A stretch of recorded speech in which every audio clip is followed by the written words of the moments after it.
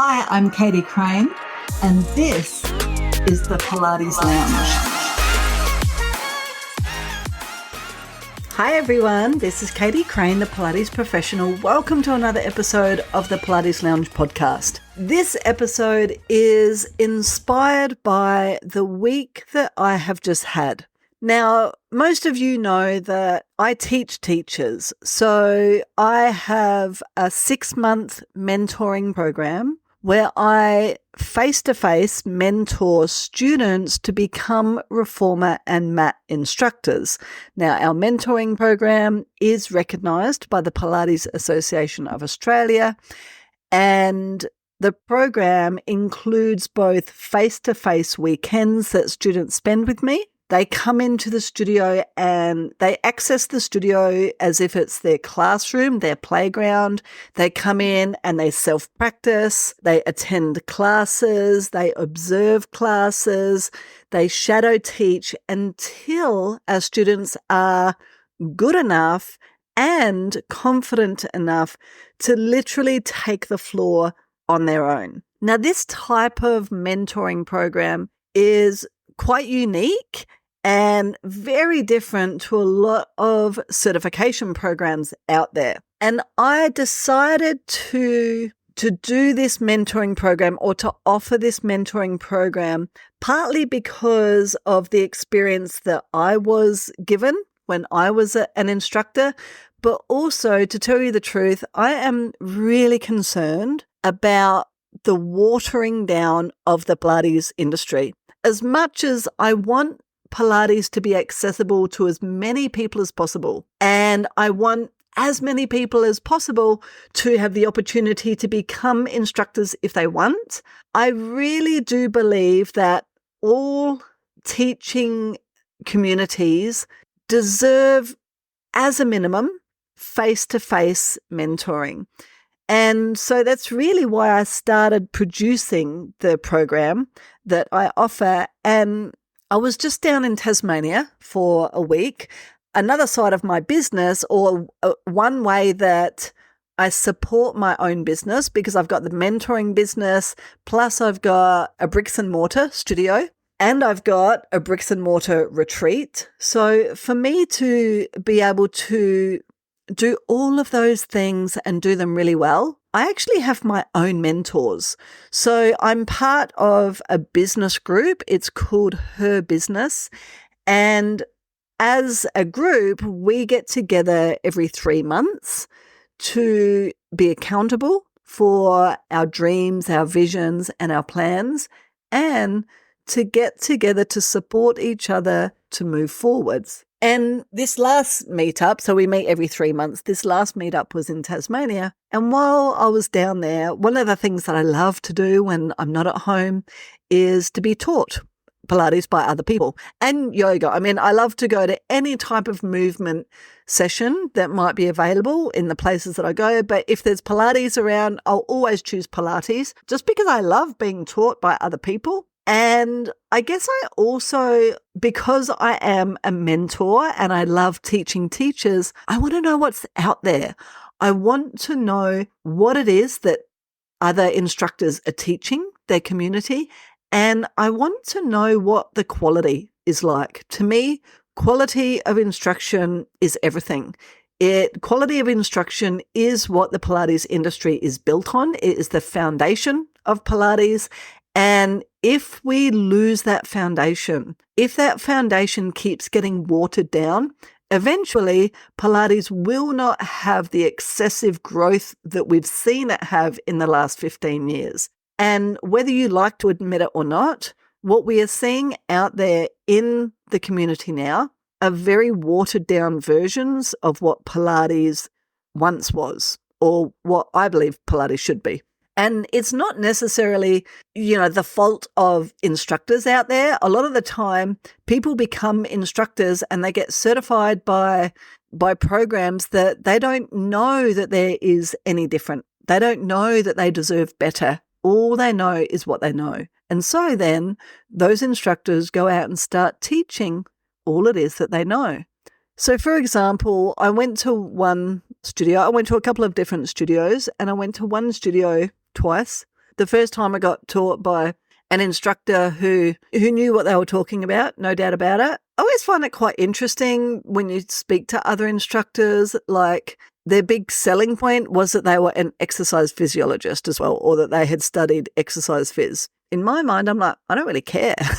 I want to know how you teach Pilates. You know what? You don't need to be a physiotherapist. You don't need to have a bachelor's education. You don't need to be an exercise phys to be a good Pilates instructor. You just need really good Pilates teacher training. Now, we spoke briefly about the training that was available in Tasmania. I had actually moved down to Tasmania 15 years ago to have my child. And at the time, one of my friends who was living down there, her and her husband at the time had opened, I think from what I remember, it was the only Pilates studio in Hobart. Now, don't quote me on that. I may be wrong. I was like 7 to 9 months pregnant, but they worked really hard to open a studio, and there really wasn't anything else around. There may have been other Pilates around, but it wasn't prevalent. Now, when I went down to Hobart this time, there was quite a few studios. There was plenty of studios to choose from, actually.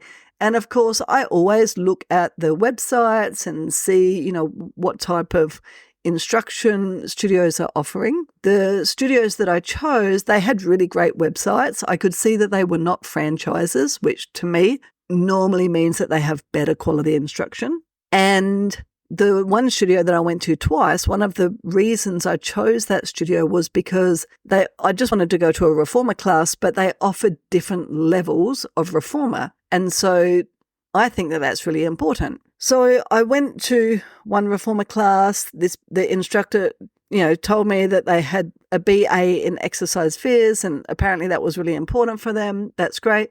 I did ask them whether or not the training was recognised by the Pilates Association of Australia. Now, I know that this can be quite a contentious subject for our industry at the moment. I believe that having a peak industry body that just focuses purely and sincerely on the practice is very, very important. Now, there are other industry bodies that have taken on Pilates. For example, there's AusActive has always also taken on Pilates. APRA, so Australian Health and Physio Association, has taken on Pilates if you're a physiotherapist, and ESSA, Exercise Sports Science Australia, has taken on Pilates. To me, nothing compares to our industry having its own regulatory body.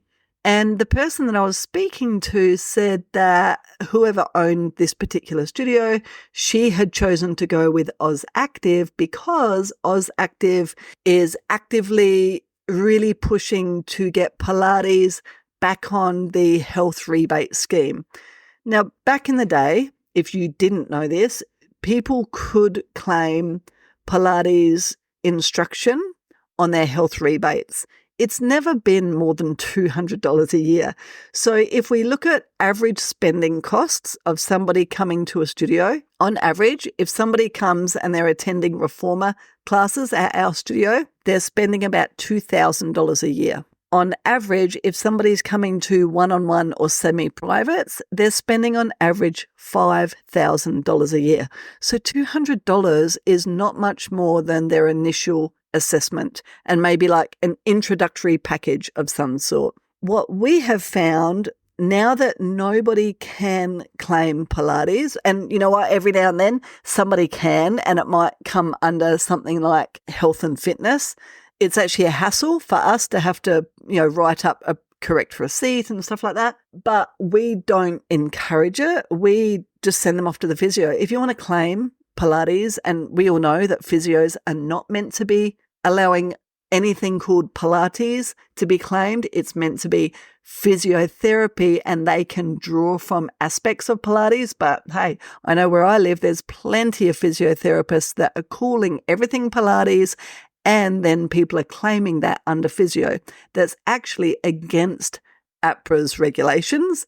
If you contact APRA, they don't do anything about it anyway. But realistically, if anybody is coming to a Pilates studio and they're looking to claim They are not our people. I can tell you now, my studio is full.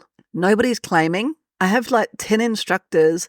We have a wait list. If you start to worry about things like people being able to claim $200, then those people are not seeing the value of what it is that you're offering anyway. So when this instructor said to me, oh, well, we chose to go with Oz Active because they are really pushing for health rebates to accept Pilates again under Oz Active. I'm like, well, what really matters to you? Does the quality of the Pilates industry matter to you? Does the quality of Pilates instruction for your community matter to you? Or does trying to make a quick buck from somebody getting a health rebate matter to you more? That's just my perspective, and that's okay if you disagree with it. But what does happen when the Pilates industry gets regulated by a massive umbrella like Oz Active? Then it goes under an umbrella of many, many different forms of activity. So yoga, Pilates, weight training, aerobics, anything and everything to do with fitness goes under that one umbrella. And so then Pilates becomes generic, but it's not generic. People don't come to Pilates because they want a generic experience. People are coming to Pilates looking for a very unique, expert experience. Now, the second class that I went to at this particular studio, it was like a fundamental class. So they had different levels of classes. I wasn't too bothered about what level I went to. I just went to the classes that suited my schedule because I was down there for my business mastermind. And I'm quite happy to go to a fundamental class. In fact, after 20 years of practicing Pilates, I love the fundamentals. The fundamentals of Pilates always brings me back to my why. This is why I stuck with Pilates. These are the foundations that matter. And the instructor the day before had said, oh, you're going to love this instructor's class tomorrow, the fundamental class. They are so good at teaching the fundamentals.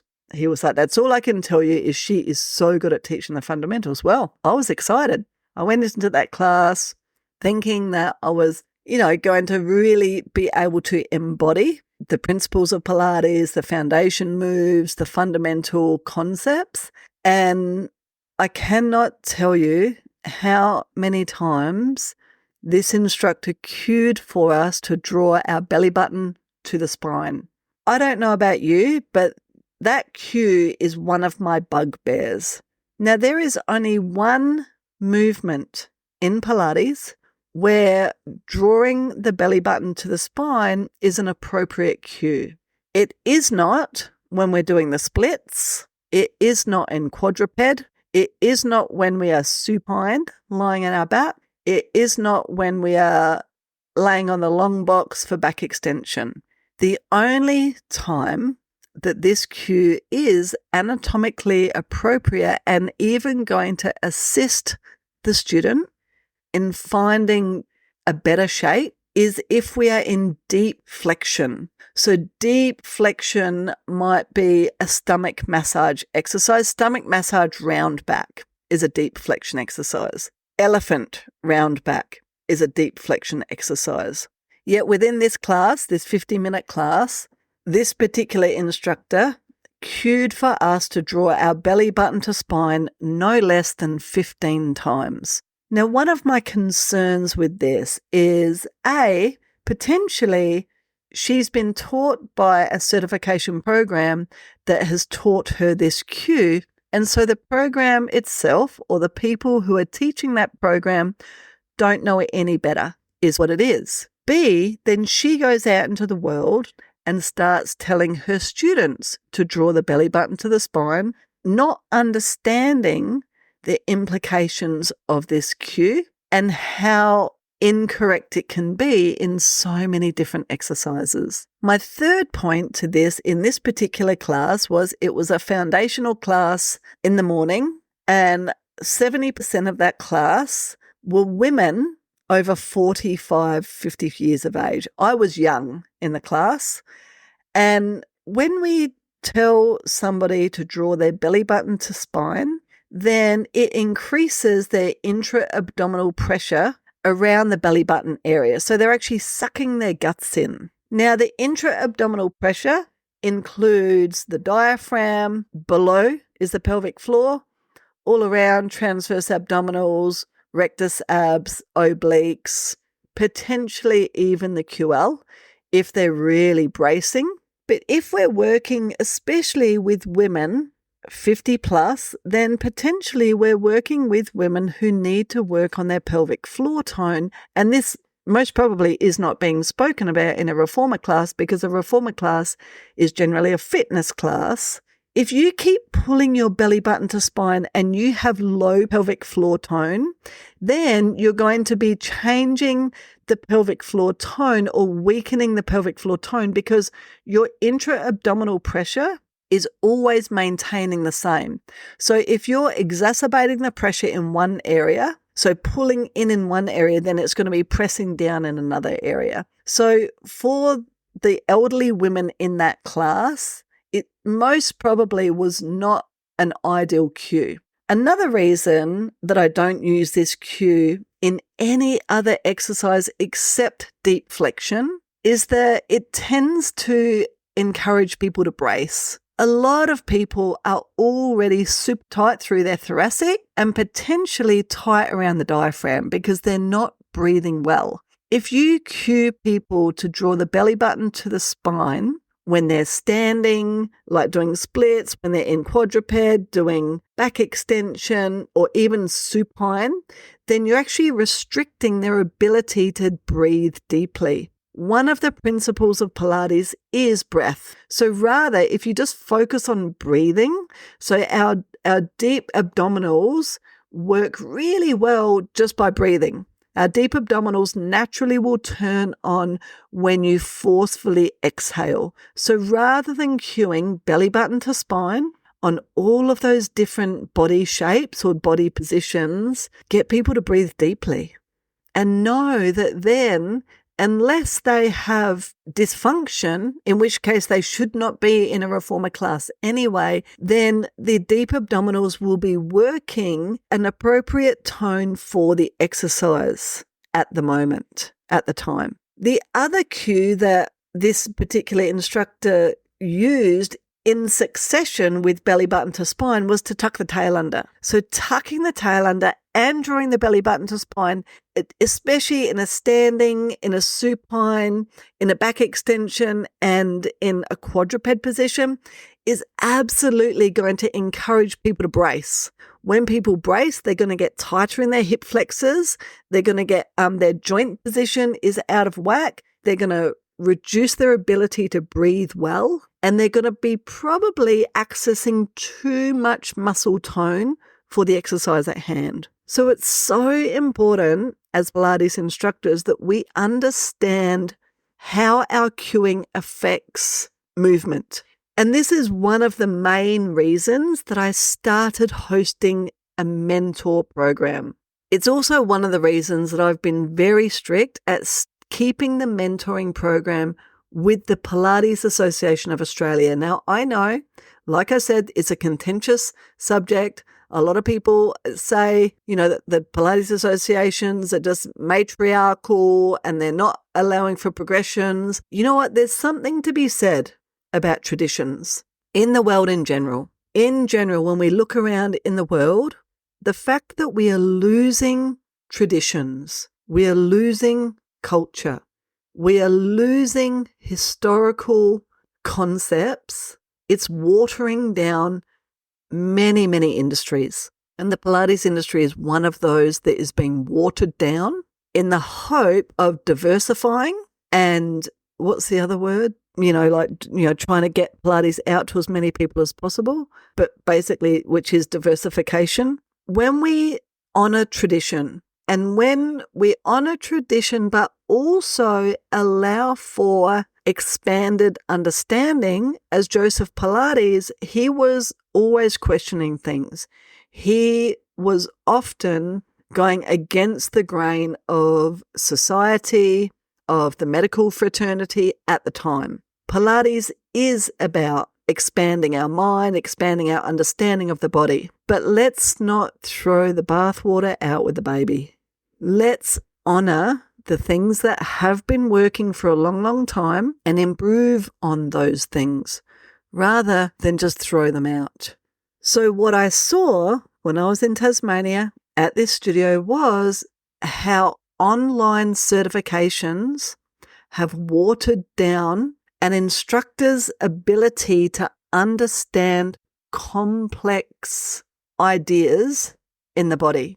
So when we go through our certification process, when we become instructors, the best thing we can do is spend time face-to-face with somebody who has way more experience than us, with somebody who has seen thousands and thousands of bodies and has been both practicing Pilates and teaching Pilates for tens of thousands of hours. That is the person that you want to be with. The online teacher training program should be an adjunct to your face-to-face learning. Face-to-face learning allows for question time, allows for observation, and allows for shadowing in a way that an instructor can see the body in front of them with the mentor, can make the mistakes with the mentor, and then those mistakes can be discussed in that moment in time. But if an instructor in training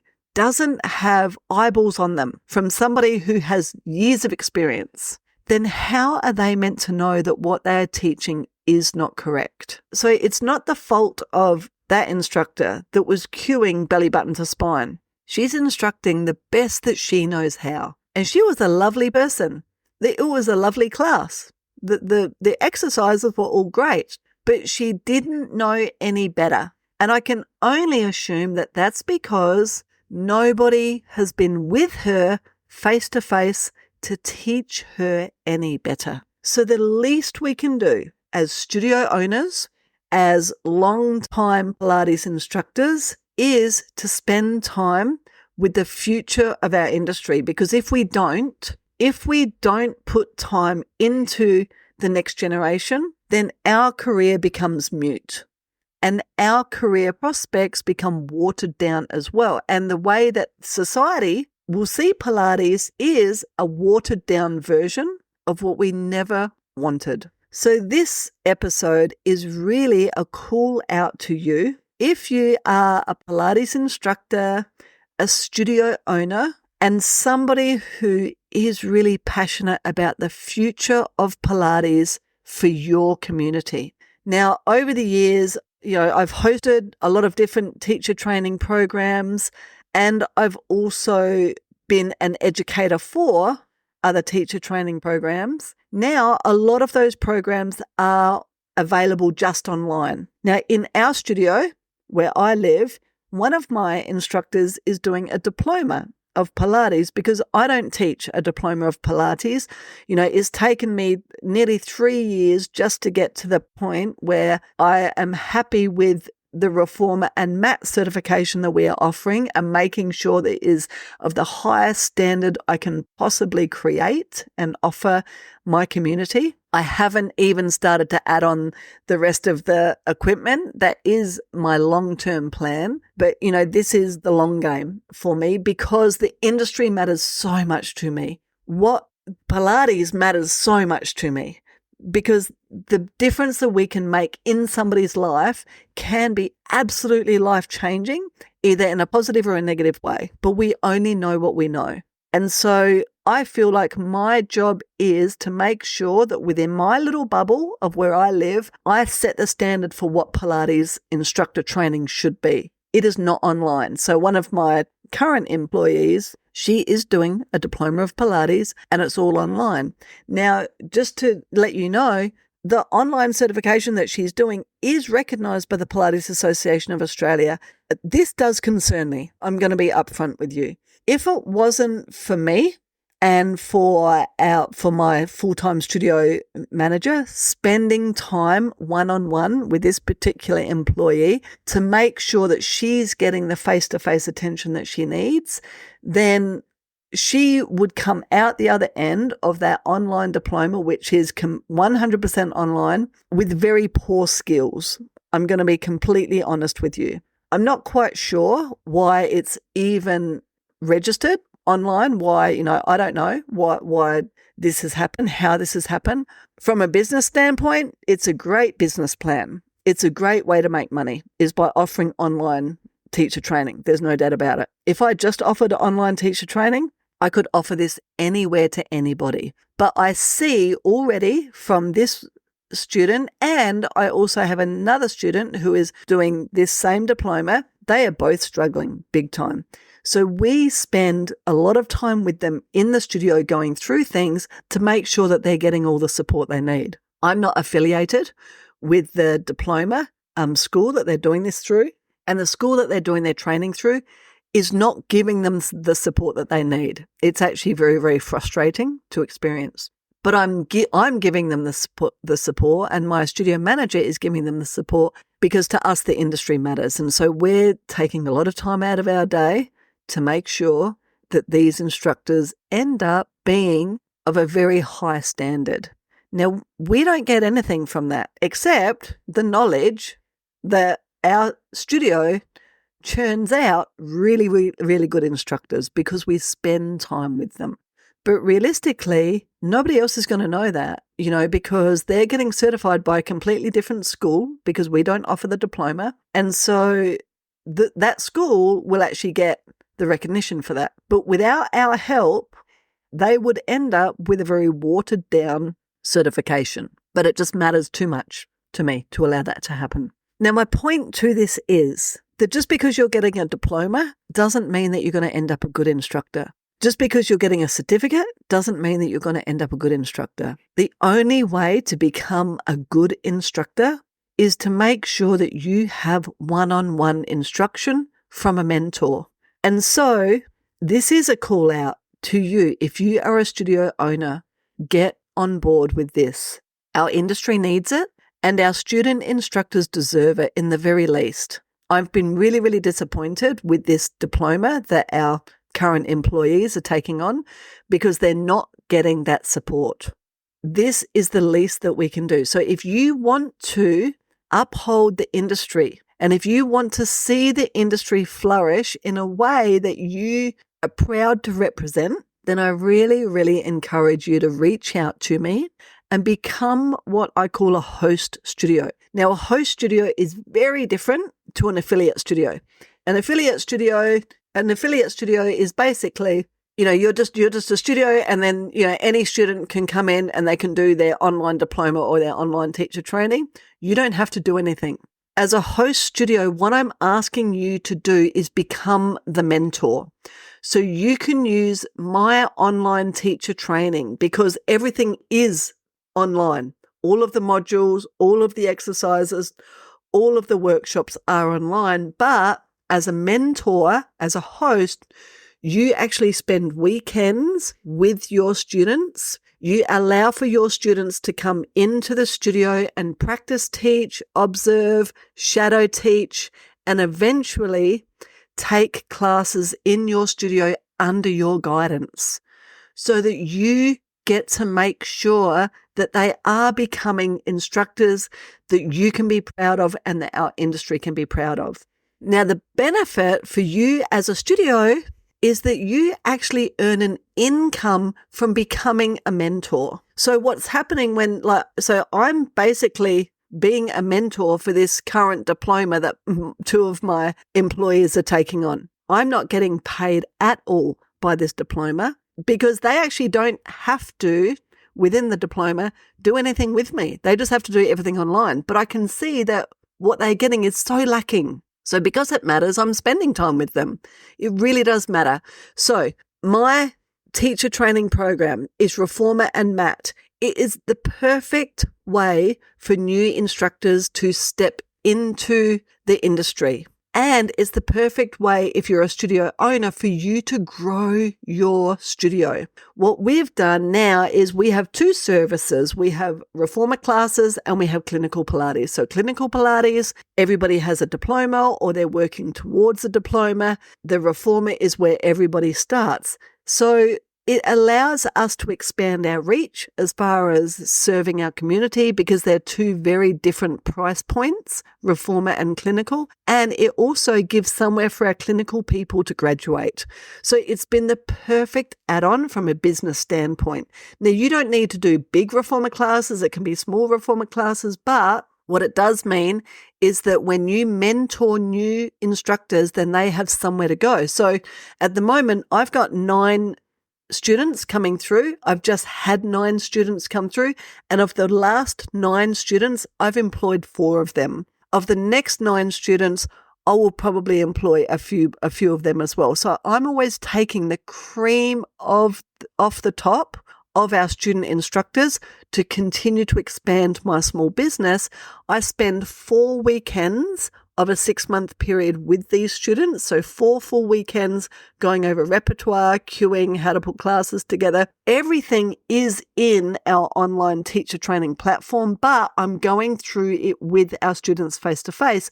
And then when they're coming in and they're attending classes and they're observing and they're practice teaching, we can start to see what it is that each individual student needs for them to succeed, because your experience is very different to the next person's experience. So when you were becoming an instructor, the next person was having a very different experience and their needs were different as well.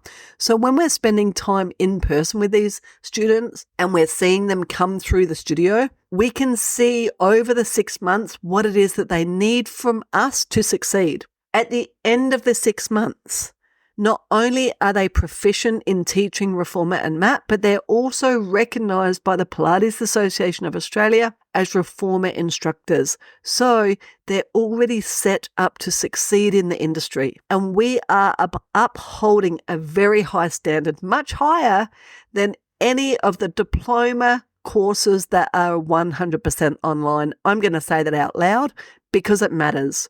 So I would love to hear from you. If you want to continue to support your community, to uphold the industry, and to leave a legacy while also growing your business and while growing your relationship to your community and also creating like a professional and personal growth for yourself, because, you know, becoming a mentor is a completely different experience to serving your community as a teacher. This is the best way to build a strong team and for your own professional and personal growth. I cannot wait to hear from you. This is your moment to elevate yourself in the industry and to elevate yourself as a professional. If you want to become a host studio, this is your moment in time. The industry needs you, and you can be the future of Pilates in your community. I'm Katie Crane, the Pilates professional. I'm so passionate about this next level of what I'm offering. Now that I'm looking for host studios, I'm only looking for the best, but I'm also looking for people who are really, really committed. This has become such a deep passion of mine, especially when I go to these other places and I go to these classes and I know that instructors want to be good. Instructors are passionate about serving their community. The least they deserve is the best possible opportunity to become those instructors, and that can only happen with face-to-face mentoring. That's the end of my rant. My name's Katie Crane. I am the Pilates professional. Come and join me in the Pilates Pro Academy. I cannot wait to hear from you. There will be notes in the show notes so that you can get in touch with me. www.thepilatesprofessional.com.au. This is the future of Pilates. Have a great day.